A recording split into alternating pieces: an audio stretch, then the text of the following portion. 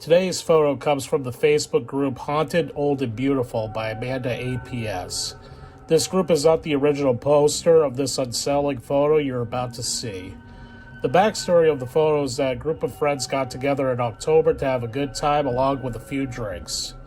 To commemorate the fun they had, the 7 ladies took a group photo, and upon looking at the photo, they spotted something that terrified them. Behind them is the pale figure of a disembodied head, and you can make out the features of eyes, nose, and mouth. The owner of the flat, named Rebecca, has been having trouble sleeping since the photo was taken. She had heard rumors that a former tenant died in the bath of the very same flat the photo was taken.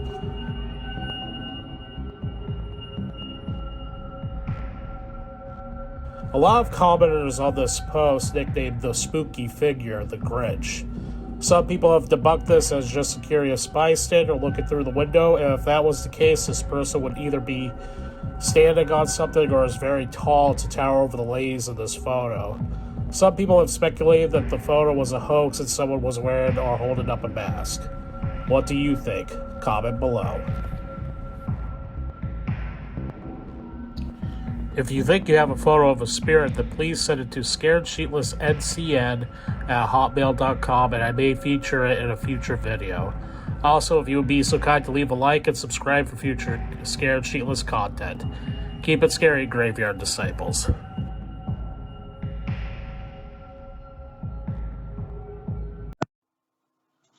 Greetings, Graveyard Disciples, and welcome to another edition of Scared Sheetless. With no further ado, ladies and gentlemen, let the show begin.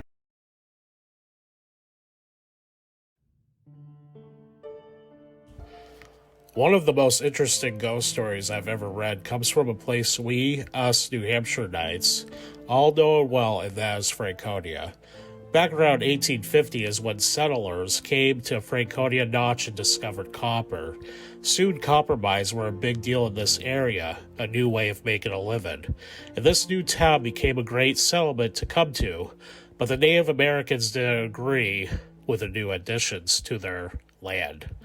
Of course, this was because the new settlers were on native sacred land. As time progressed and the copper mine town began to lay the foundation to make a potentially great place to live, it was plagued from the start with problems that could only be explained as abnormal. Buildings would be erected, but the roof would be missing the next day. Excavated grounds were filled in a day after like it wasn't even touched. And even the equipment ceased to work like some force was making it stop. Finally, a local pastor noticed a native and asked him what was going on. He was told that they were building their new town on sacred land, and the spirits were warning them not to proceed. The native that the pastor was talking to was sent to try and make peace and have a petition signed to move the town a few hundred yards away, or tragedy would happen to the town. They didn't listen, and no compromise was reached between the settlers or the natives. Soon it became a thriving town of 200 people, but the strange occurrences were felt throughout. Strangely enough, nothing strange happened to the church, and it was left unscathed by these abnormal forces. Through much warning and signs, the natives could not convince the new community to move and show respect for their ancestors, but the town rejected the myth of terror as fairy tale. Soon the natives left, and the townspeople thought they won. They would soon find out they were wrong. In August of 1859, a great red sky came over the town. Thunder shook the earth beneath their feet, and the wrath of the great spirits took over the small town. Witnesses watched as a cloud formed into a great big hand and smashed down onto the small town. And then, all was quiet again, and the sky turned blue. But other townspeople from other communities were not prepared for what was to be seen. The copper mine collapsed, killing every man working inside. Even stranger, no one was around or found in the town. Smoke was still coming out of chimneys, half-eaten food was still on the table, But the only building that was left unharmed was the church, where the pastor tried to get the townspeople in the community to move. The mining company wanted to reopen the copper mine, but no individual dared to mock the same fate that happened to the ones before. So the town never resurrected, and thus the buildings crumbled to the ground, and all that is left is cellar holes and foundations of this once thriving town in the Franconia area. Well, alright folks, that is the end of this video. References for this video come from, once again, like last week, Thomas D. Agostino's book, Haunted New Hampshire.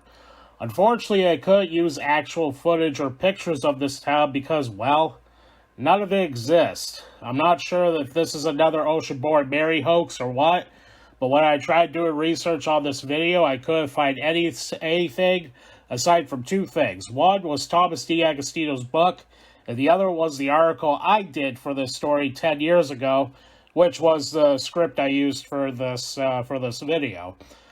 During the video, I used clips and pictures of the town of Livermore, New Hampshire, which is an actual ghost town around the same radius this supposed town is in the story. I also compared stories of other ghost towns in the area, and not even gave a hint of this town's demise, so I had nothing to go by aside from D. Agostino's book and my article, so I apologize for no pictures or video of this town. I think this story was made up to scare the kids or something. Otherwise, there would be concrete proof that this place actually exists, but unfortunately, there's just none out there. Aside from that, I still think it's a fun story, I think at least, and I hope you enjoyed the video. Until next time, Graveyard Disciples, this has been another Scared Sheetless. Keep it scary. Greetings, Graveyard Disciples, and welcome to another edition of Scared Sheetless. With no further ado, ladies and gentlemen, let the show begin. A few weeks ago, you'd probably recall I did a video on the Lisbon Town Hall, where I had the privilege of speaking with Anthony and Nancy about their investigation there. After I spoke to them, we started talking more about the possibility of joining their team, Northeastern Paranormal Investigations, or NEPI for short. I was excited at the possibility to investigate a ghost and doing something like this. Let's show this prehistoric bitch how we do things downtown. Nope. Oh, how ignorant I was in my youth. Due to the fact that this house has since been sold to new owners, I will not tell the address or give much of a description of this home to protect the privacy of the current owners. Plus, the previous owners, the ones who owned the place when we did the investigation, did not want their names released either. I will share some photos from the investigation and some videos that shouldn't give too much away. All I can say is that the house is located in West Danville, Vermont. But that is all I can give you. As for the hauntings of this home, we were told that there are two benches in the kitchen that were hot to the touch, despite there being no heat sources near them, as well as the floor being wet for no reason. It wasn't raining outside, nobody was watching anything, so they couldn't track any water in, nor were there any leaky pipes or anything of that sort. Also, I should mention that the home did belong to a medium at one point who went by the name Haiti. After the introductions and the clients telling us about their experiences, they left the house and had a fire outside to give us privacy to conduct our investigation. This is commonplace, and trust me, we do appreciate it, because there have been times where the clients would stay, and it would sometimes be, to put it bluntly, a pain in the ass, especially when there are kids or the clients were crazy. Yes, I'll get to those fun ones in later videos. Be looking for that. Also, the unpleasant clients who were rude and rather aggressive when we didn't find evidence, and they assumed that we didn't believe them. Anyway, I'm rambling.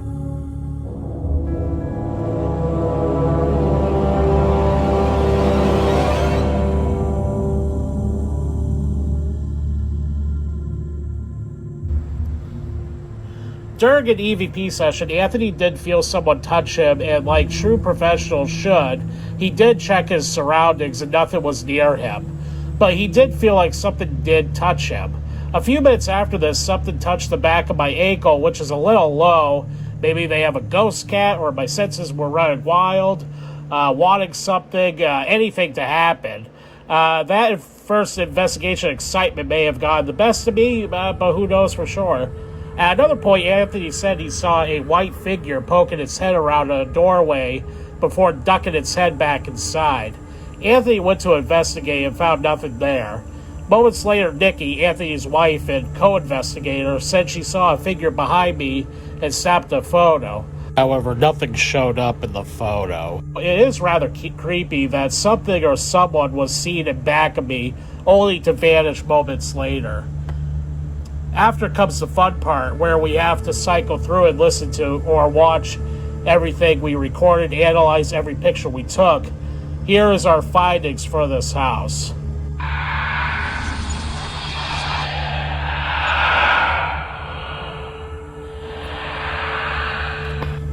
Now, I am calling on to you, Graveyard Disciples, to help Anthony and I out with these EVPs, because we both listened to them and can't figure out what is being said.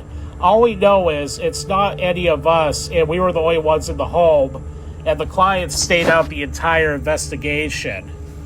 So I'm going to play these EVPs, and then you can tell me what you think they might be saying. Who knows, maybe NEPI is wrong and it's not spirits at all, but do let us know what you think.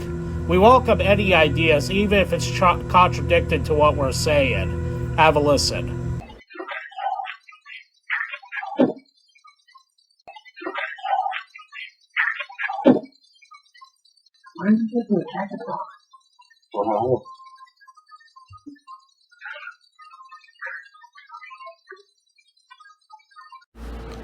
Let's listen to that again. I think I hear help me.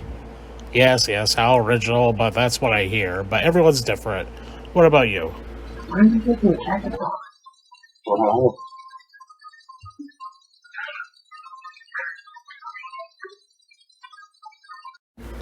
This next one's a little bit more tough. I cannot make out anything that whatever this is saying. But maybe someone with a keener hearing can probably help us out here. So what do you think? And I will replay it a little bit louder. All right, here we go.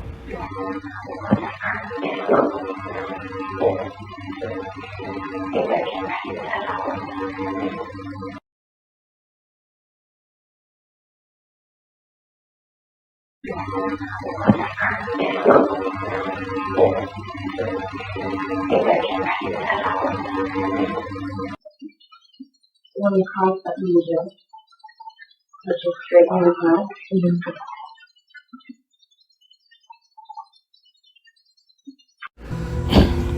Okay, now this one's tough. I cannot make out anything of it. The first one's turned up to 150%, and I went up to 200%, and I still can't make out what this is saying. I believe it's Nancy talking in this, but I can't hear like any. I may be able to hear some whispering in it, but I'm not sure. But let me know what you think. when you call that usual, which is straight on the ground, and then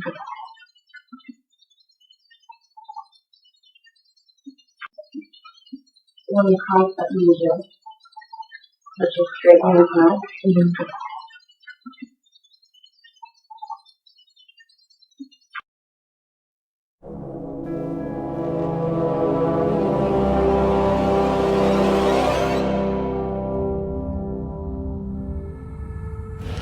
The next couple videos I'm going to show are Nancy doing a pendulum session and Phyllis using the dowsing rods. These two things are used to try and contact spirits. I do apologize for my poor camera work, and aside from a single flashlight, there's not much light in the video. However, you can see the pendulum and you can also see the dowsing rods. Let's see if anything happens. Grounded here. Oh. Huh. Are you buried here? Yeah. Yeah. Hattie, are you buried on this property?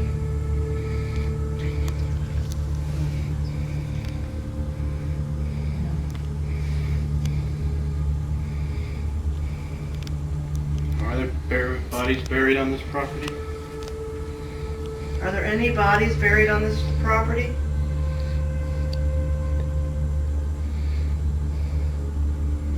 Could have been Sandy.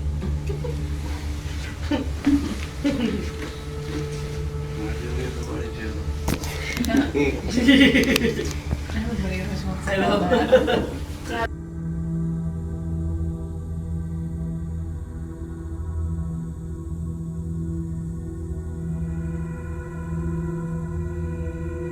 Jim, did you die of a heart attack?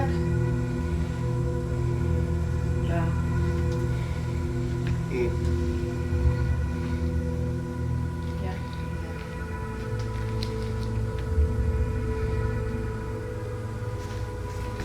Oh, K2 just went too.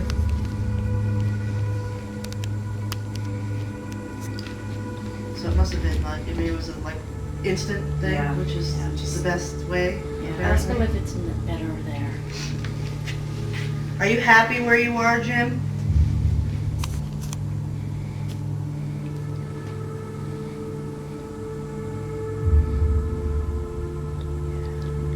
Did your mother pass too, you said? Yeah, I'm asking if he was What's your with mom's name? Teresa. Jim, are you with Teresa? Oh, Biggie has to take my fingers. Ask him if he misses us. Do you miss?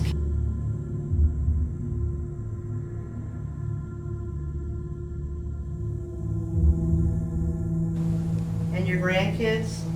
He probably doesn't miss you because he's probably constantly with you or around you, or you know what I'm saying? It says it, yes, but I mean, he probably misses the fact that he's not with He hit me them. with this. Poke my eye out. Jesus, it's doing it so much it keeps hitting against my I feel your knuckles. my knuckles.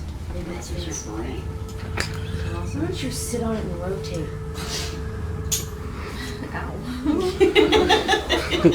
Could cause some problems. I think the inner strife within our So I know some people are wondering, what about the Grim Reaper? You put it in the thumbnail, and you also put the title, Grim Reaper Caught. Where is it? Well, now we're going to get to it. You know, save the best farce for last.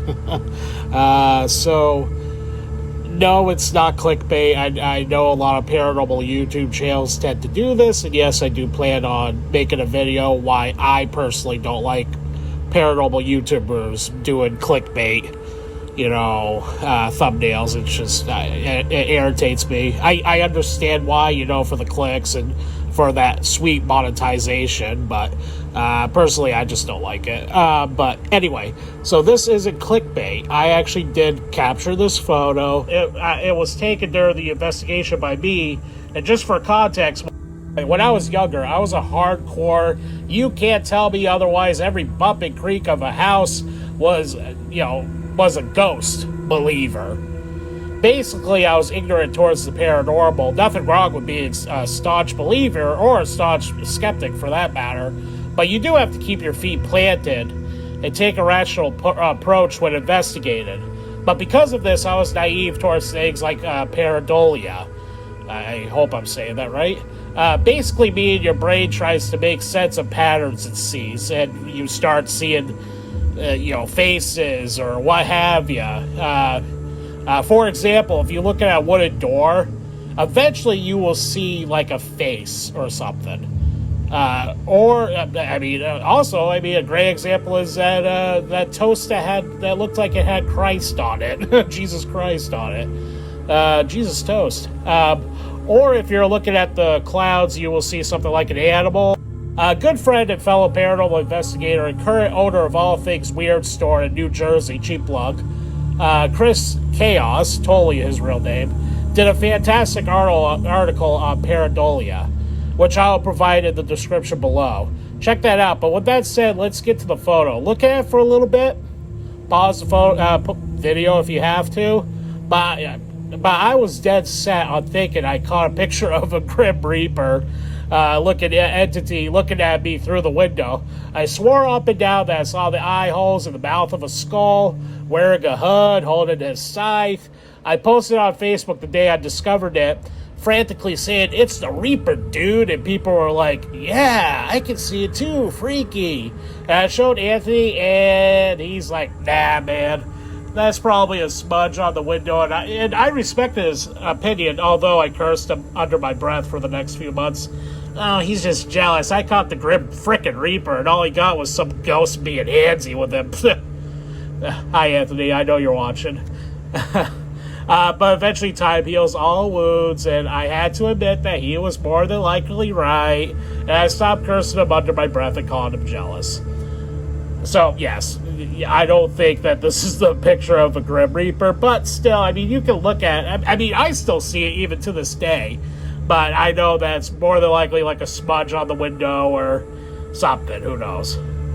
But what do the team think? Is this place in Vermont haunted? Anthony would tell me it's a Class C all the way. We got EVPs, things were touching us in a non-preferred way, and shadow figures were seen. At the very least, whatever entity is haunting this place does not seem violent, which is a good thing. But we'll get to the violent ones soon enough, Graveyard Disciples, don't you worry. Okay, so you made this far. Now, last week when I did the teaser, I said the investigation didn't go well for me. How? I'll give you the short list. It was 34 degrees that night, and I showed up wearing nothing but a shirt, shorts, and sandals. Everyone else is bundled up. Speaking of bundled up, when one of my NEPI brothers, or sister in this case, was taking off her sweatshirt, she had me turn around just in case some skin was shown. I turned around conveniently towards a mirror and saw everything like George McFly being a peeping Tom. He's a peeping Tom. I mean, she was wearing a bra, but still, she was not amused by the humor of the situation. Also, I think it might have been this investigation where I had this Einstein moment, but when we were in the cellar, there was a fridge there, and I touched the fridge and made the most astute observation ever, and same with confirming intent that the fridge is cold. And I meant it. I don't know why I said it, but I was just like, I touched the fridge. I'm like, the fridge is cold. Anthony just made a grunt sound, and I was well on my way to being the village idiot of NEPI. When asked how I did after this was all said and done, two of them said, "I did okay, but I need some work." Basically sugarcoated things to spare my feelings, while Anthony and Nikki were a little bit more blunt and said, "You sucked, kid, but maybe eventually you'll do better." Okay, they probably did say it that cruelly, but I got the gist of it. To be fair, I was moving around way too much, and basically, you're supposed to sit still, so that way there's not noise contamination and stuff like that. But hey, I was the rookie at the time. I was the young blood, so the grasshopper, if you will. So I had a lot to learn, and I think I did. But yeah, I was basically yelled at to sit the F down and be quiet. But the strange thing is, it's been almost 15 years, and they still haven't said if I got better or not. Stay here, that's fine, but you are not to bother anyone, or injure anyone, or interact with anyone if they don't want you to. We're not saying you have to leave, we're just saying you need to behave, or I will come back here. And let her know that Jim left lots of love here, and it's to stay here. This is a house of love. We'll get Jim to kick your astral butt out of this house. Teresa and they came down, come down too. But yes, that was my first investigation, but there's plenty more where that came from. Again, sorry I couldn't use that many images from the investigation, aside from a couple. But I try my best to respect clients' wishes as well as the privacy of the new owners, and that respect goes to everyone's house or businesses we've ever investigated. There are some who were open to me writing about it in the newspapers. But some want the details redacted and it's like kind of like a handshake NDA, you know. Yeah, I'm not gonna. I'll write about the investigation, but I'm not gonna give clients' names or where it's located or anything like that, or the address at least. But there is some more details of this investigation that I did not cover in this video. I just felt it wasn't like really important or anything like that. So if you want to read that, you can go to my website. Link is down below in the description. Thank you for watching, and keep it scary, Graveyard Disciples, and scare you later.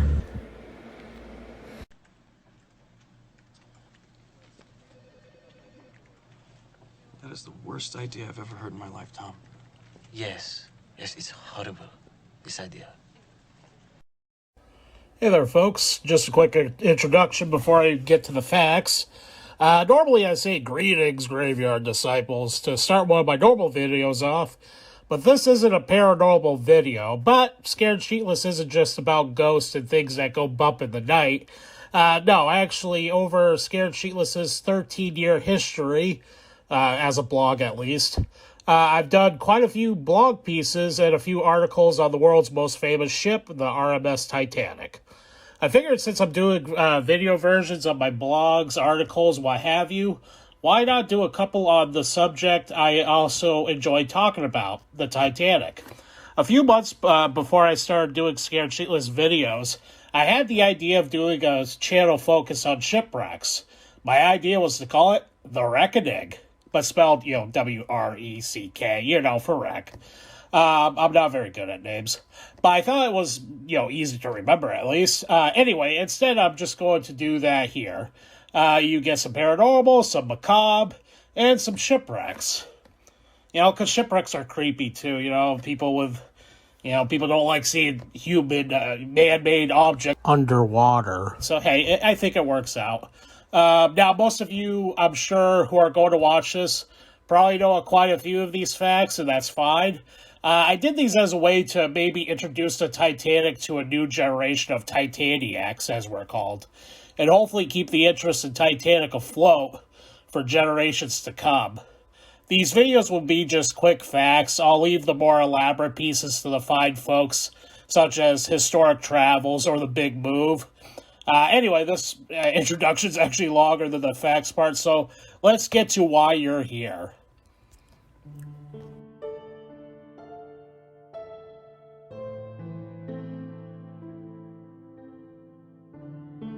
There are some people who believe that the Titanic and Olympic were secretly switched due to insurance purposes, and the White Star Line greedily cashed in on the tragedy.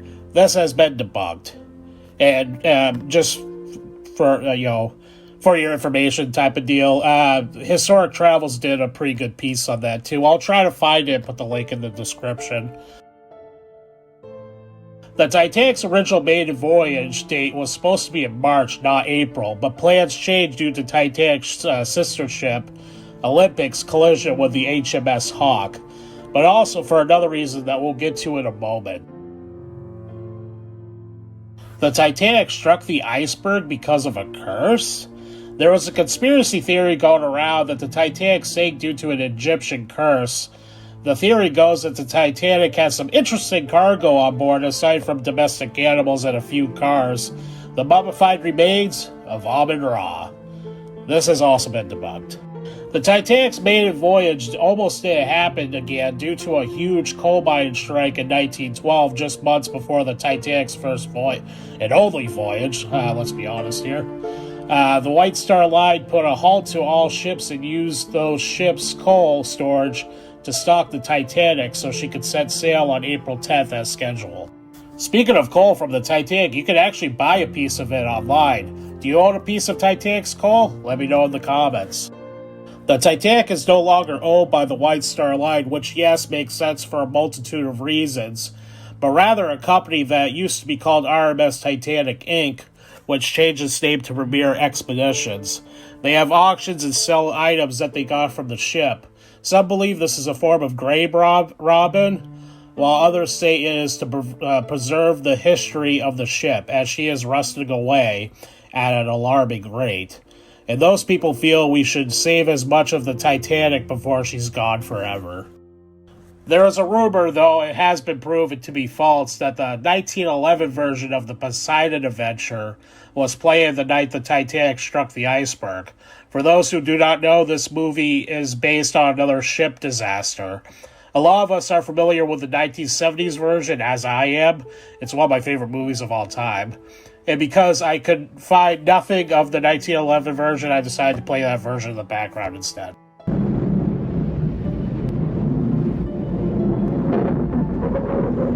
Oh no, several people have had some brilliant ideas about raising the world's most famous ocean liner out from the depths of the Atlantic Ocean. One theory even included filling the ship with ping pong balls. And that was supposed to raise this massive ship. Okay. Rusticles is a term that was coined when the Titanic wreck was discovered by Robert Ballard in 1985. As you can see in the video, rust looks like it's dripping down from the ship that looks like, yes, icicles, hence the word rusticles. Until it was discovered in 1985, it was a popular theory that the ship never split in two. This is evident by earlier Titanic movies such as Titanic,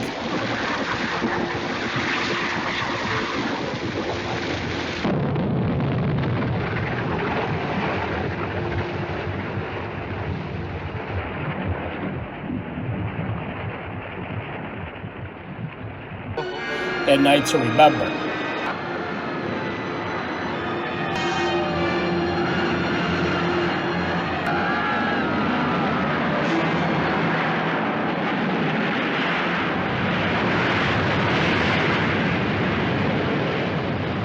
Where both have the ship sinking intact. This is despite eyewitnesses saying they did see the Titanic split in two. I'm going to show a page from Encyclopedia Titanica.org, a brilliant source for Titanic information that I've spent hours on for quite a few years now, but they do have a page strictly talking about eyewitness accounts of those who saw the Titanic break. As you will notice when we get to the bottom of the page, a majority of the people did not state or knew if it broke. Some people think so, because of the explosions they heard as Titanic was making her final plunge, but most people didn't seem to see it, felt she sank intact, or were simply not asked. These people cannot be blamed because despite what most movies, TV shows, and documentaries making it seem like it was a bright night, it wasn't. The stars were out, but there was no moon. So when the Titanic's lights failed, aside from a few that were dimly lit, it was very dark. This could be why some people who were close to the ship saw it break, while others in lifeboats further away think it sank intact.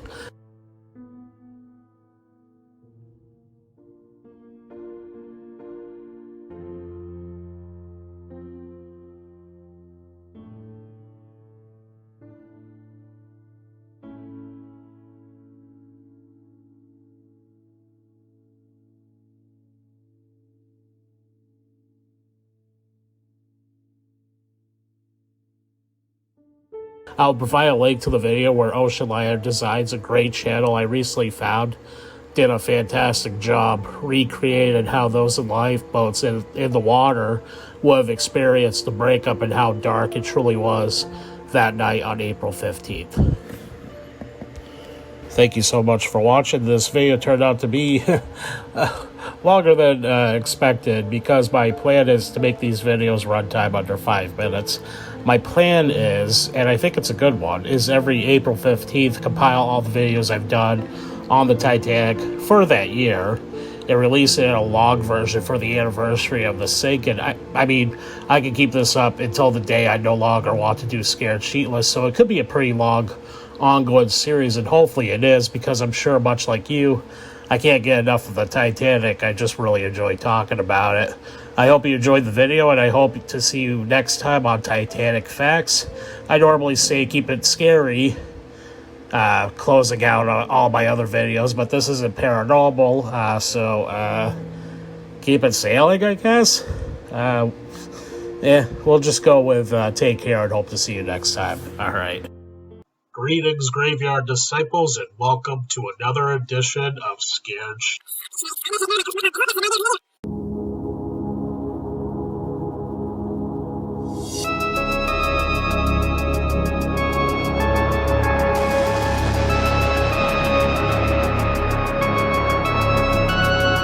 We're not saying you have to leave, we're just saying you need to behave. Or I will come back here.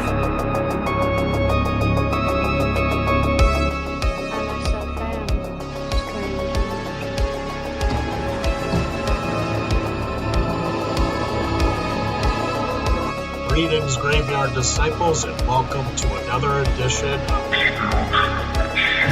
Let the show begin. Family History, a subject I've always been fascinated by since I was a kid. Recently, I took advantage of a free month trial of Ancestry.com. Not a plug or an endorsement, by the way. They're not paying me. I only have 10 subscribers, after all. I have found some neat details of my lineage, such as my third great-grandfather being in the Civil War, to my father winning the Dart State Championship in 1993, to him being busted when he was 18. Oh, by the way, my father was the one resisting arrest. He mellowed out quite a bit by the time I met him when I was 18. I have been able to trace my family roots all the way to the 1800s in Ireland, but there is one family member that is a mystery, a ghost himself, and I, as well as some family members, think we might have actually met his spirit. This is a picture of my great-grandfather, James Hesselman. He was born on August 26, 1911, a fact I found out through doing this research. Also, he shares a birthday with his great-granddaughter, my cousin. Here's what we know, or maybe think we know. James, along with his siblings, were born to a Native American family in Brooklyn, New York. For reasons unknown, they were put up for adoption and adopted by John and Ada Hesselman. James would marry a Helen Brown and had 3 kids together, James Jr., Pauline, and Judith. I can only speculate that their relationship was on the rocks around the time Judith was born in 1947, as around this time James was with Emily Daniels. My great-grandmother and their first child, Thomas, was also born in 1947. There's a possibility that they split up before Judith was born, and Helen still had the Hesselman surname. I'm not sure. Emily had a child from a previous relationship who was also named Helen. She was around 7 when James and Emily got together. I've been told that the story that James realized Helen didn't really have much of a wardrobe, so he went out and bought her 10 dresses and a few pairs of shoes.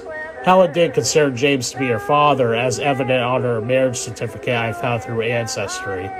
James and Emily would eventually have 6 kids together, including my grandmother Janice. James also served as a private in World War II. He was a galley man on the SS Baltimore. He would be discharged after suffering an injury. Interestingly, on his enlistment papers, it does list him as white, but also it says includes Mexican. I spoke to a friend of mine who works with the Cherokee Nation, and she said that this could have been his or the military's way of protecting him, as being Native was considered worse than being black in those days. In other words, there was no indigenous celebratory holidays back in the 1940s, which could also explain that every census I found on James, he was also listed as white. This could have also been to protect his kids as well from, racism and stuff like that. When I was younger, I was into family history and would ask my grandmother about her father.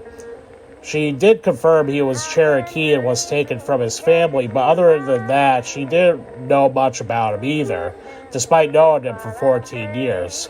My grandmother wasn't really into talking about her past. All she said of her father was he was a nice guy, but that's all she would say.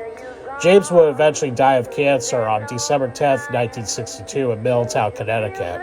seemingly taking his past with him to the grave. However, because I hate stories that ended on a cliffhanger, I'm going to keep trying to find more information on him even after this video is posted on YouTube. But you're here because of my teaser from last week when I said some of us have met him, decades after his death. Let's go to the paranormal side of my great-grandfather's story. I remember being a small child. It was probably my earliest memory, so let's say 4 to maybe 6 years old, give or take a year. I would spend quite a bit of time at my Aunt Helen's house in Old Saybrook, Connecticut. I remember these get-togethers well and fondly, considering a lot of these great people are no longer with us, so you tend to hold on to these memories more to the heart to keep them alive, so to speak. I remember my aunt had a kitchen in the small living room on the other side. I'd been in there watching TV, but watching my family laugh, drink, and play cards. And by drinking, I mean, not soda. But there was always this one guy who seemed to be smiling and laughing the most. He was a darker-skinned gentleman with black hair, and I remember vividly that he would just sit there, listening and enjoying the antics of my family. But he would not be eating, he would not be drinking, he was not playing cards. His side of the table was always empty, but I could see him sitting there. Another strange thing was nobody would reply to him when he said something. Eventually everyone would leave, but I don't remember him leaving. He was just gone. I always found it strange that out of everyone at the table, I remember the details of him the most. Right down to the clothes he was wearing, and Graveyard Disciples, I have a horrible memory. Later in life, I would ask family members who were there, who was the darker-skinned guy with black hair that was always smiling and having a great time. My grandmother would speculate it was my grandfather Richard, who was tanned and also had black hair, but I would say quietly, hoping he wouldn't hear me, "Nana, this guy was skinny, though." She would then think it was a brother of hers, but he's an estranged brother who would definitely not be invited to any of these family gatherings because, well, he was the estranged one that no one really talked about. I would see a picture of this estranged uncle and go, no, that's not him. Years later, I would see pictures of James and always had this feeling of, I know this guy. I've seen him, and that's when I thought back to that mysterious guy sitting at the table, laughing, having a great time, but nobody would speak to him. It was as if he was a ghost. Feeling somewhat foolish, I never told anyone about this, but then one day I told my mother and she said she had the same experience, but also other family members did too. Right down to the details I experienced, she told me without me even telling her. I asked my mother if James ever stepped foot in that house, and she said yes, but he didn't die there and had a place of his own in Middletown, where he would die.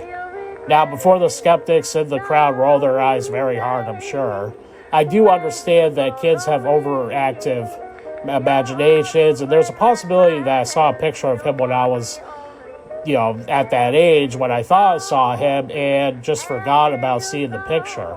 But also, there could be a possibility that there was someone there my family is forgetting. They did have a lot of get-togethers, lots of gambling and liquor involved, by the way. There's a possibility that some guests were forgotten through the 8 years. As a self-proclaimed half-assed skeptic, trademark but not really, I am sure there is a logical explanation for this that I will probably never know because the ones who may know are no longer here. However, the part of me that does want to believe in the paranormal does hope that maybe he does visit with family and meets his great-grandkids and their kids and so forth. If that's the case, I have two family mysteries. One, finding out the history of my great-grandfather, and two, was it his ghost my family and I have seen? Maybe I will, or maybe some family mysteries are not meant to be dug up.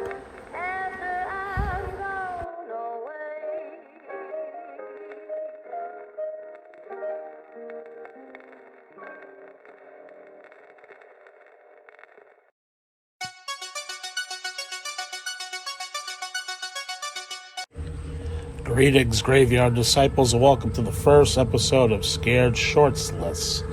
Terrible name, I know. A new series where there's not many details enough to warrant a full episode, but the scares are good enough for a short video.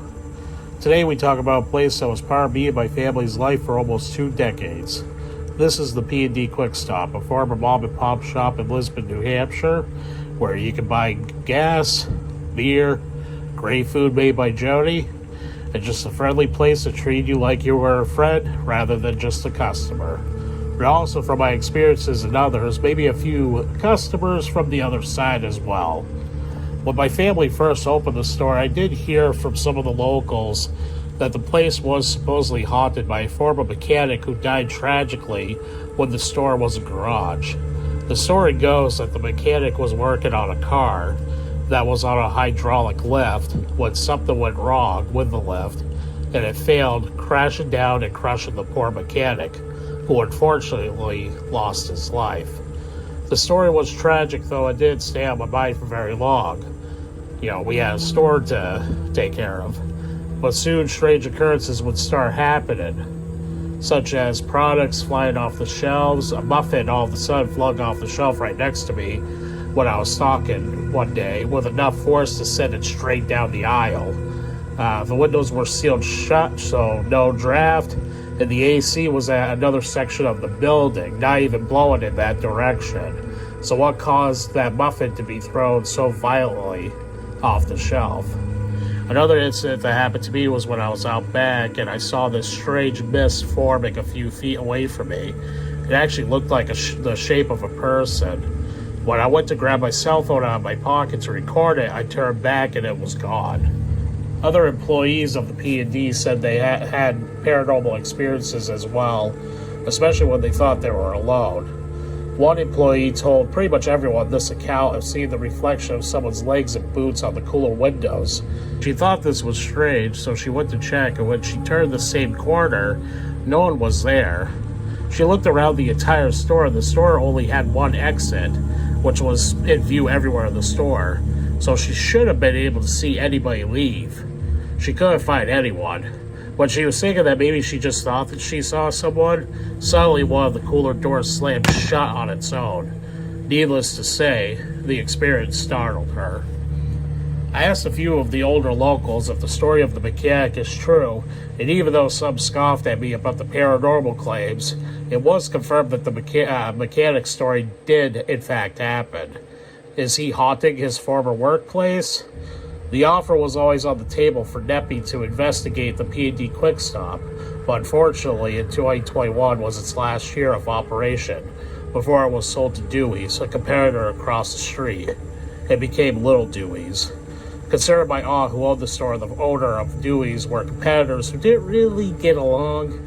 I doubt anyone related to my aunt will be welcome to do a ghost hunt there anytime soon. However, I wonder if they are going to have the same experience as we did. Thank you for watching, and keep it scary.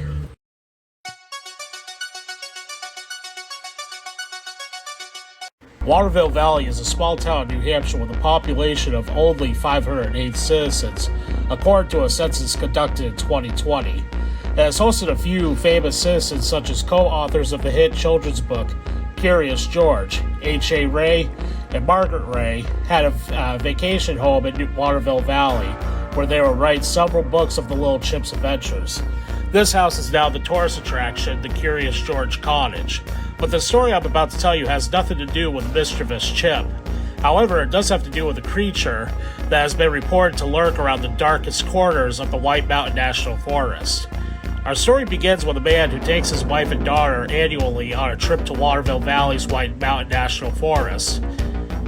According to the reports, the only problem the family had was not with the locals, but with the bears, and they are not the friendly ones you find at Clark's Trading Post either. But on one particular trip, there would be something else. Something terrifying. The man reports that when everyone went to sleep, that's usually his time to build a fire.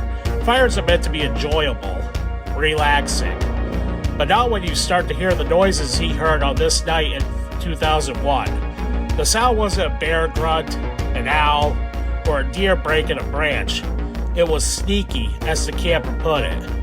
As if someone or something was watching them. Survival instincts taken over, the man was probably fearing for the well-being of his family and himself. He turned his flashlight to the suspected noise. What I saw haunts me even now, the man said in his report to About.com's paranormal section. Something was in the trees, and as he slowly moved the flashlight up to this creature's face, he was startled by what he saw. The creature was gray, naked, very muscular, and hunched down. Its face was wide.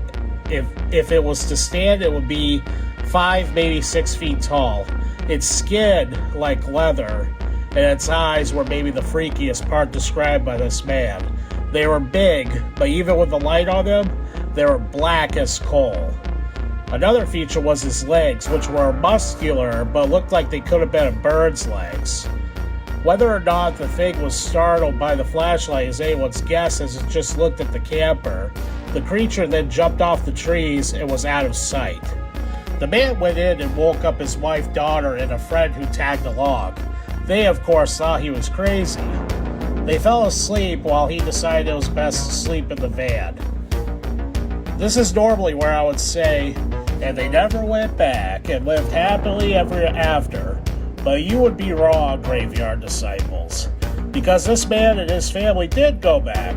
He did the same routine as last year by making a fire and just enjoying the great outdoors like New Hampshire always provides, I should say. He heard a noise, thinking it was a bear due to a bear problem in the area at that time. He started to make noise, hoping it would go away and scare whatever was making the noise off. But the sound just got closer. He shined his light in the direction of the noise, and there was the creature again. It was around the tree line. He was afraid, but the mind wandered. And the saying, curiosity killed the cat, comes to mind in this next part of the story. He got the crazy idea to actually go over to the creature. He stepped closer to him, making sure not to make any sudden movements that the creature may think is threatening. He got within 20 feet of it, and the creature jumped back and disappeared in the night. The man has stated that he looked forward to going back the next year, which will be 2003, to see the creature again. However, it has been almost 20 years, and I could not find an update, or even the story. Let's hope for his sake his following trips went without another visit from the creature of Waterville Valley.